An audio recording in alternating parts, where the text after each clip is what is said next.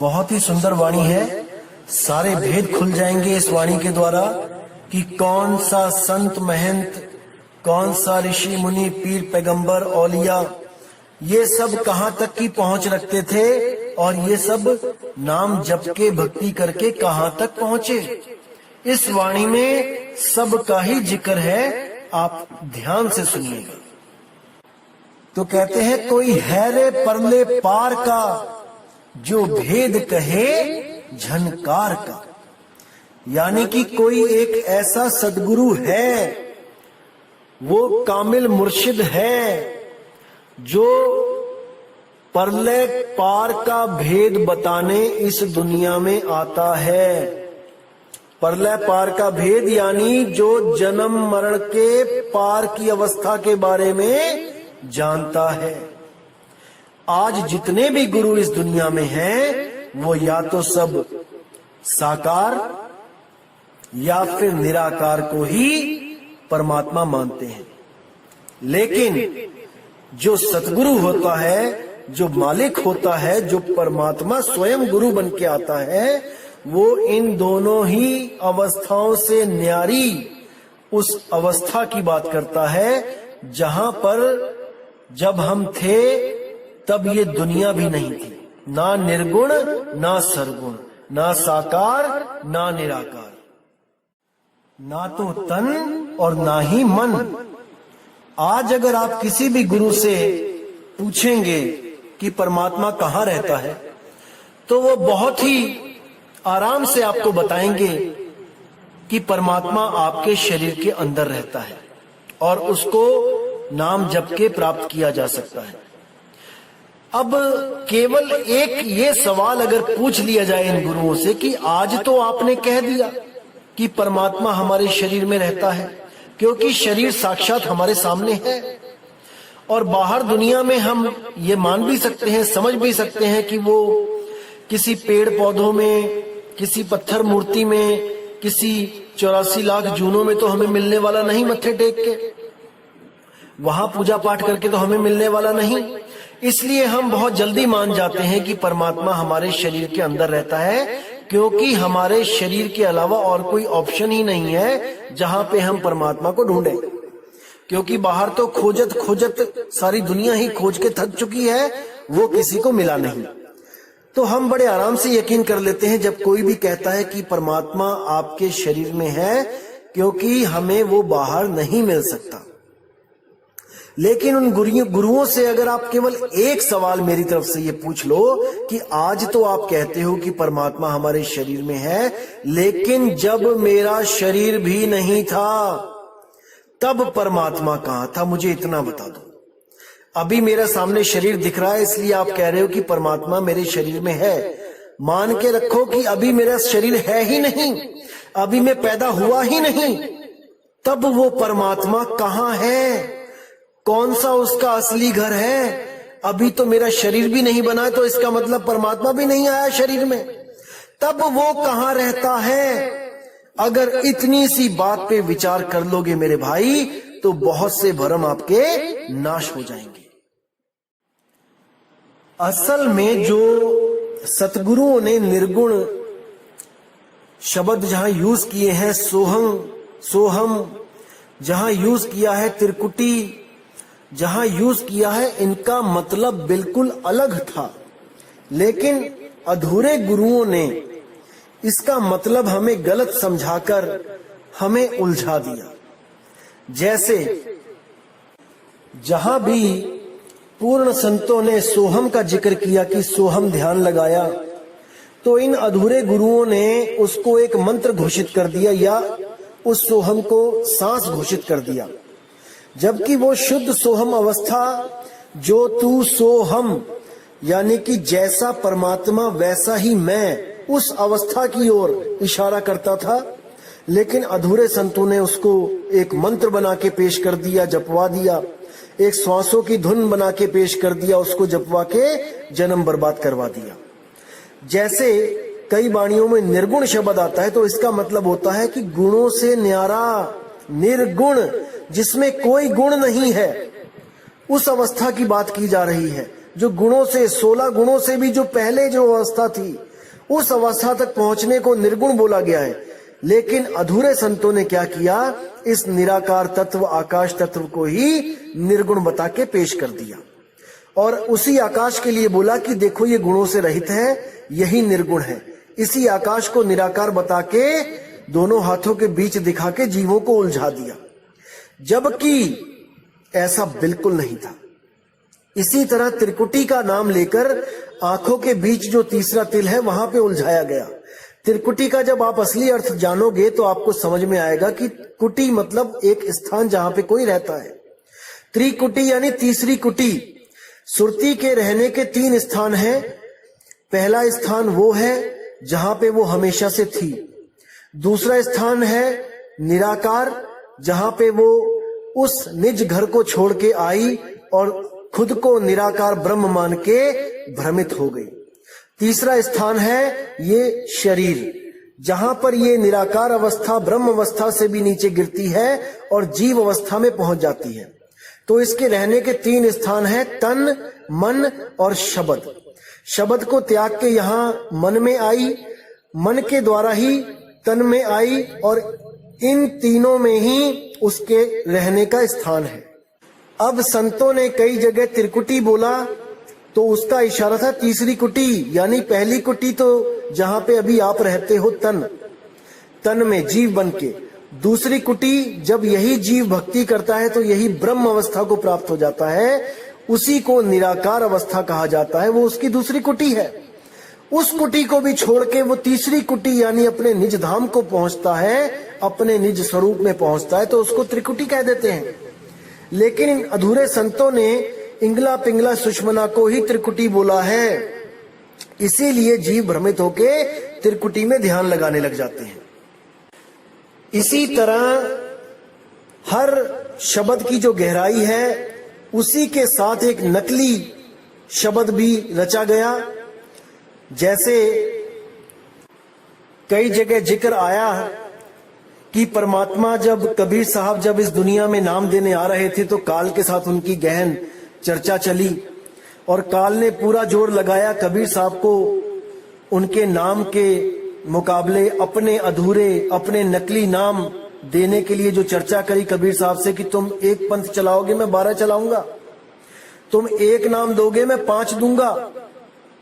तो उसमें ही जैसे कबीर साहब ने बोला कि हे काल निरंजन, मैं अपने बच्चों को छुड़ाने तेरे लोक में आ रहा हूं और मैं वहां पे नाम दूंगा। तो काल बोला कि किसका नाम दोगे? तो कबीर साहब ने कहा मैं परमात्मा का नाम दूंगा, अकाल पुरुष का नाम दूंगा, वाहेगुरु का नाम दूंगा। तो काल बोला मैं भी नाम दूंगा, मैं भी अकाल पुरख शब्द स्वरूपी राम परमात्मा परमात्मा वाहेगुरु राम ये भी जपवाऊंगा, कबीर कबीर भी जपवाऊंगा, मैं भी नाम दूंगा। तो कबीर साहब ने बोला कि तू जो नाम देगा वो बोलने में आएगा, मेरा नाम बोलने में नहीं आएगा। तो वो बोला कि मैं भी ऐसा नाम दूंगा जो बोलने में नहीं आएगा, मैं श्वासों के द्वारा जपवाऊंगा जिसमें जीभ नहीं चलेगी, तो जीभ परख नहीं कर पाएंगे कि ये नाम बोलने में आ रहा है कि नहीं। आएगा नाम बोलने में ही, लेकिन वो सोचेंगे श्वासों के द्वारा जपा जाएगा तो इसमें जीभ हिल।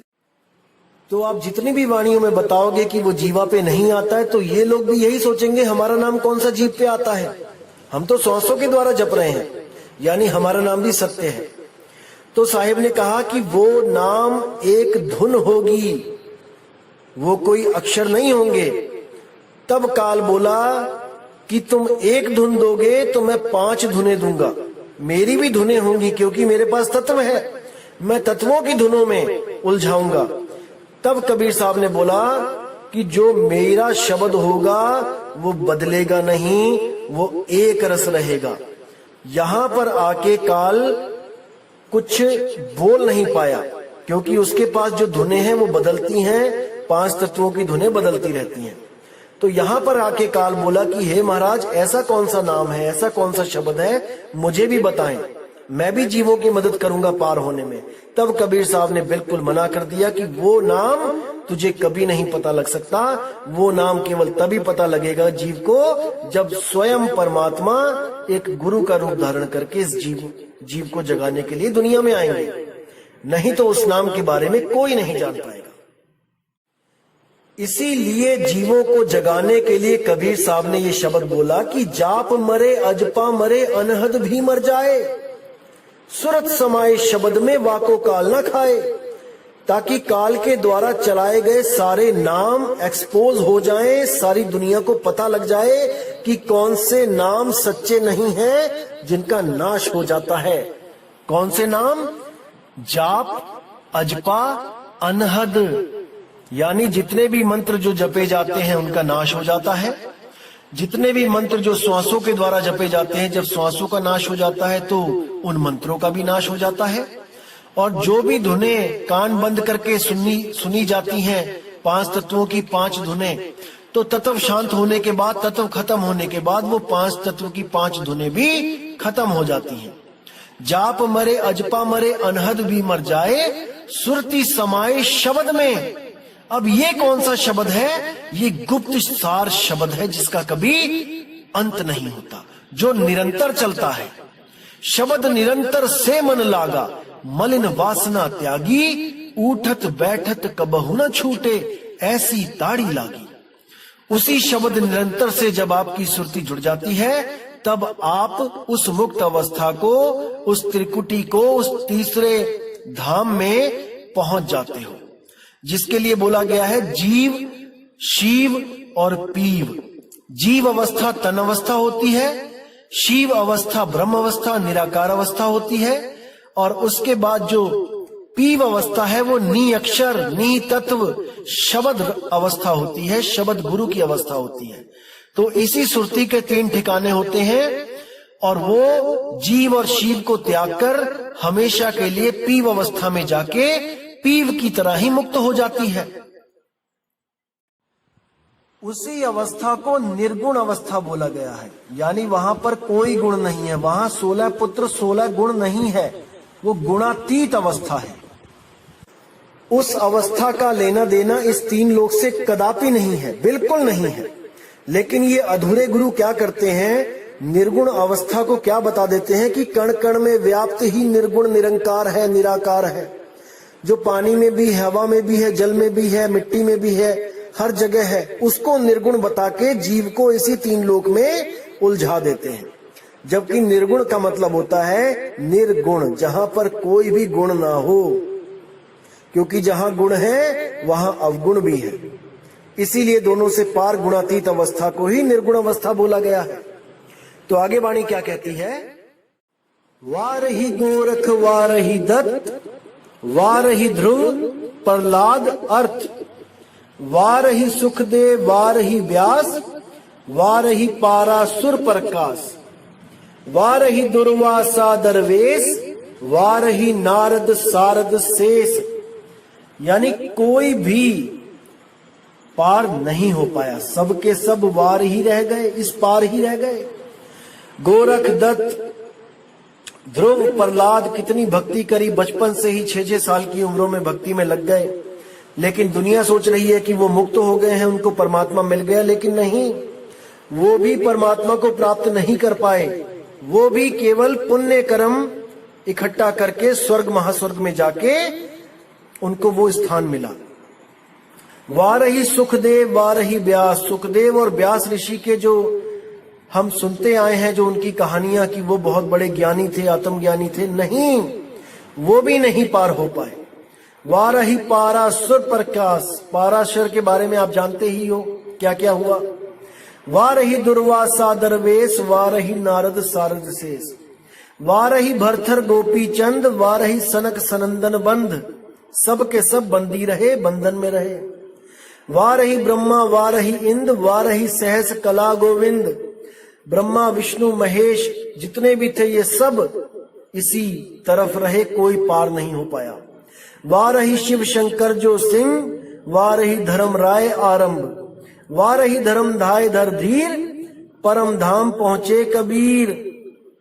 परम धाम केवल और केवल कबीर साहब ही पहुंचे थे।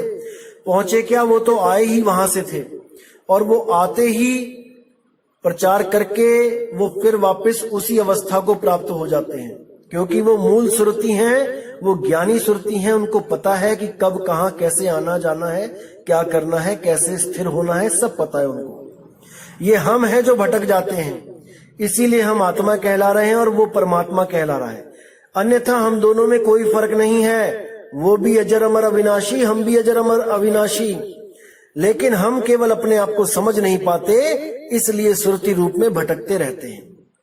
तो कहते हैं ऋग यजुर साम अथर्व वन वेद परम धाम नहीं लहा भेद। इन चारों में से किसी को भी उस परम धाम का भेद नहीं पता है।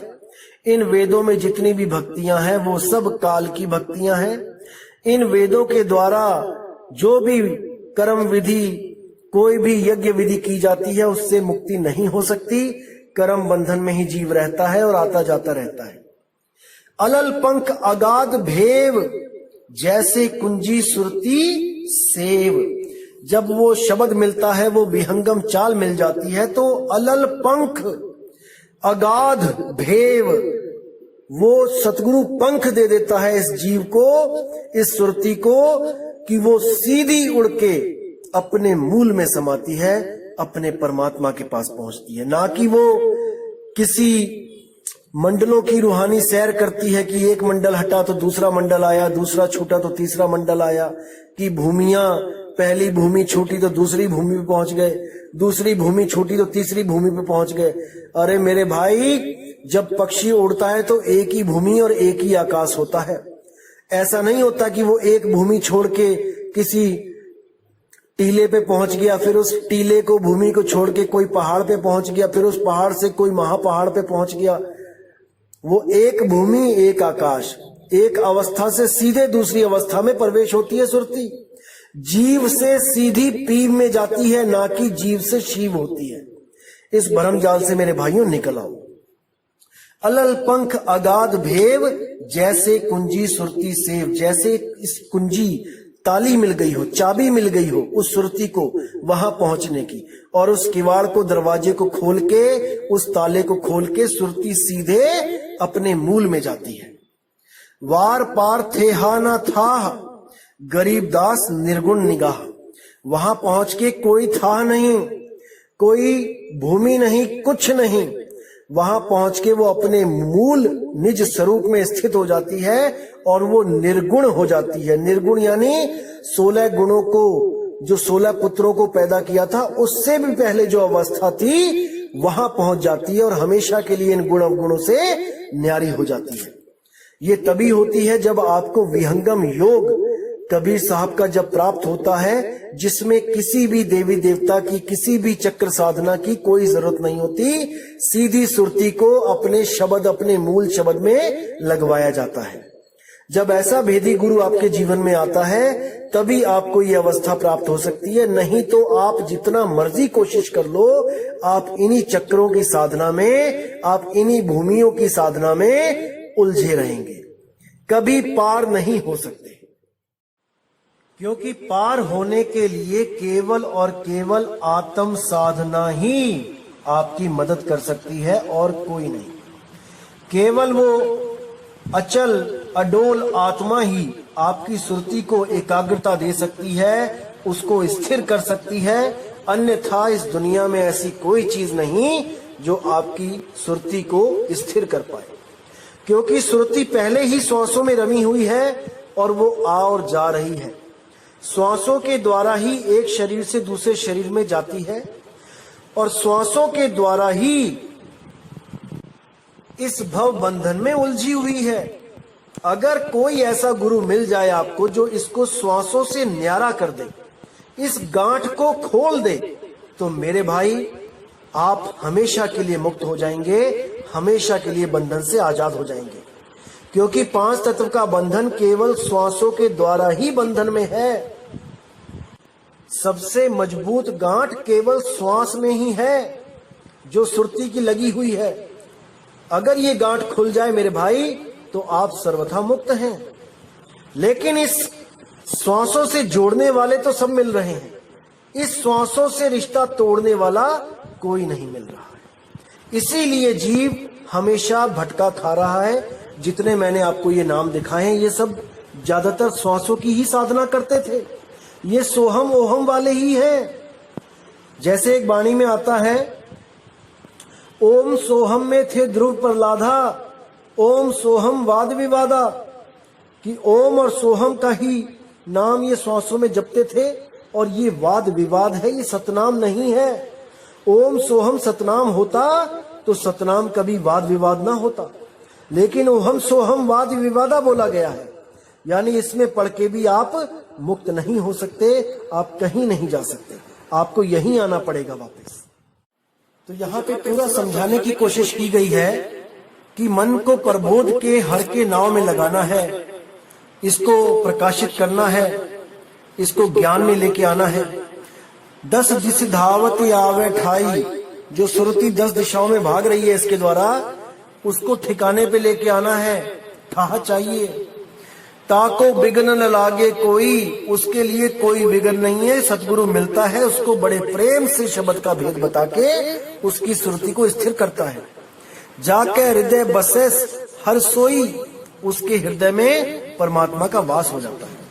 कलिताती ठांडा हरि नाऊ, कलिताती यानी कि जो पाप पुण्य की जो बेड़ियां हैं, ये ताती, ये बहुत दुखदाई है। ठांडा हरि नाऊ, वो परमात्मा का नाव, वो बिल्कुल ठंडा है, वो सुख देने वाला है। सिमर सिमर सदा सुख पाओ, उसको सिमर के सदा आप सुखी रह सकते हैं। भव बिन से पूर्ण होई आस, अब ये डर खत्म हो गया और पूर्ण होई आस यानी जन्म मरण से मुक्ति की आस जो थी वो पूर्ण हो गई। कैसे हुई? भक्त भाई आत्म परगास, वो आत्मा का प्रकाश हो गया और हमेशा के लिए सुरती उस आत्मा में रम गई। तित घर जाई बसे अविनाश, कहो नानक काटी जमफास, उस घर जाके उस अविनाशी परमात्मा के पास आपकी सुरती पहुंच गई, शब्द में सुरती लग गई, और कहो नानक काटी जमफास, आने जाने का जो आपका था बार बार का झगड़ा, ये हमेशा के लिए जम की फांस ये कट गई।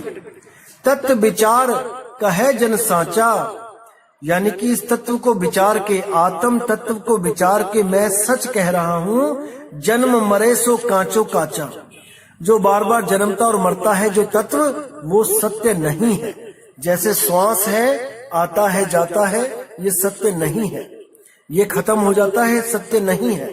5 तत्व सत्य नहीं है, और 5 तत्व की शक्लें सत्य नहीं है, और गुरु कोई शक्ल नहीं है, शब्द है।